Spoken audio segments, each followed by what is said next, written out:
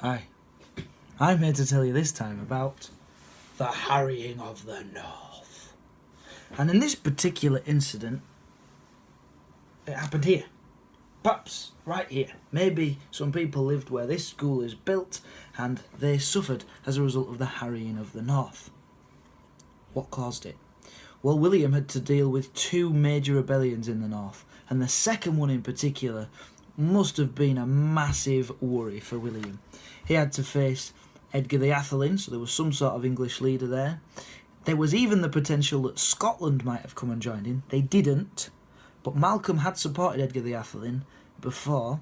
The rebels had taken York and the castles of York. It was the only time in all of these rebellions that any Saxons managed to actually take a Norman castle, and they did it in York. They slaughtered a load of Normans as well, and to add into the mix, the Danes had turned up. King Sweyn had sent some Danes across to England to join in with the rebellion, perhaps, maybe to test things out, see if Sweyn himself could come later and try and take the throne. So King Sweyn of Denmark wasn't there, but some Danish Vikings were. And what happened in that rebellion, well, you've done about in class, but how did William deal with it? He marched north, he dealt with the rebellion, and then he had to decide, what am I going to do? Because the rebels that he came to deal with ran off. And that is known as guerrilla warfare. If you fight, and then when a stronger force come along, you run off and hide, that's guerrilla warfare. If that's not written in your history dictionaries on your folders, I'd write guerrilla warfare. It's not like guerrilla, like that. It's spelt a little bit differently. Look it up on your iPads. Type guerrilla warfare, it'll show you how to spell it right. Anyway, why did William do this harrying of the North, and what was it? Well, a harrying of the North was effectively kill everything. Sheep, cows, men, women, children, everything. Kill them all.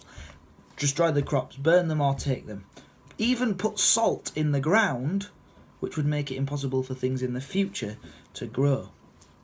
So he just decimated the North. I mean, in the Doomsday Book, which you'll be learning about in lessons to come, lots of areas of the North was described as wasteland. Completely useless to anyone.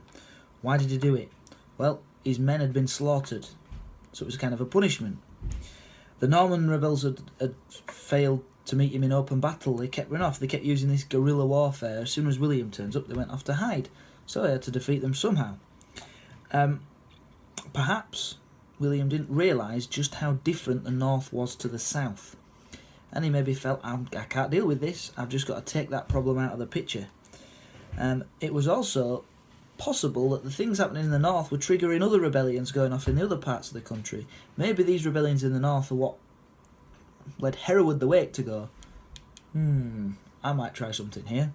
And also there was the threat of the Danish invasion from the Vikings. And there was a lot of Viking settlers in the North from centuries gone by. You know, their great-granddads or their granddads might have come and settled, and you know they were descendants of Vikings. So there was a lot of Viking sympathy in the North. So by killing loads of people, it takes out that potential support for the harrying of the North. I mean, it was horrendous. If this was in modern times, if this was the sort of thing that the Nazis had done in the Second World War, we'd have been learning about it and looking at it as a huge tragedy. Sorry, the bell's gone. Thousands of people died. Some killed by the Normans, but many of them just starved to death. We're thinking of thousands. How many's in this school? It's over 1,000. 100,000 people were killed, estimated, with the harrying of the North. So I should probably... I'll read you what somebody at the time says, because that can be quite illuminating. Let's see. Somebody at the time says, after the Danes... This is a fellow called John of Worcester. John, if you're listening. This is probably what it sounded. After the Danes had invaded, because he's a monk, you see, King William assembled an army and hastened to Northumbria. He spent the whole winter laying waste to the countryside, slaughtering the inhabitants and inflicting every sort of evil without pause. As a result, a severe famine prevailed. Men, were driven to feed on the flesh of horses, dogs, cats, and even human beings. So yes, William drove the people of the north to cannibalism. It was said that it was one of the only things that William seemed to have regretted on his deathbed. He kind of wished on his deathbed that he'd not done that sort of thing. What were the impacts of the harrowing? Well, as I said, 100,000 people died. People were starving to death. William's troops destroyed the seeds for next year. There were reports of cannibalism. All of these things are immediate impacts. People are going to die. William also takes out a chunk of the area of the land that he might have otherwise taxed. So it was a bit of an extreme decision, because it's going to take out the economy of the north as well.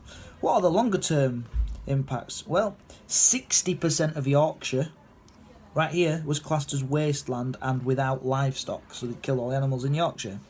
And then there was no economic activity that could be taxed. There were between 80,000 and 150,000 less people in the north than there had been in January 1066. But he did remove loads of Anglo-Danes, which is like people of Viking descendants who lived in England. He'd removed loads of Anglo-Danes by killing them, so that took away a lot of potential support for the Vikings. He had stopped there being any more rebellions in the north. Okay, killing everyone is one extreme way to do this, but it did mean there were no future northern rebellions.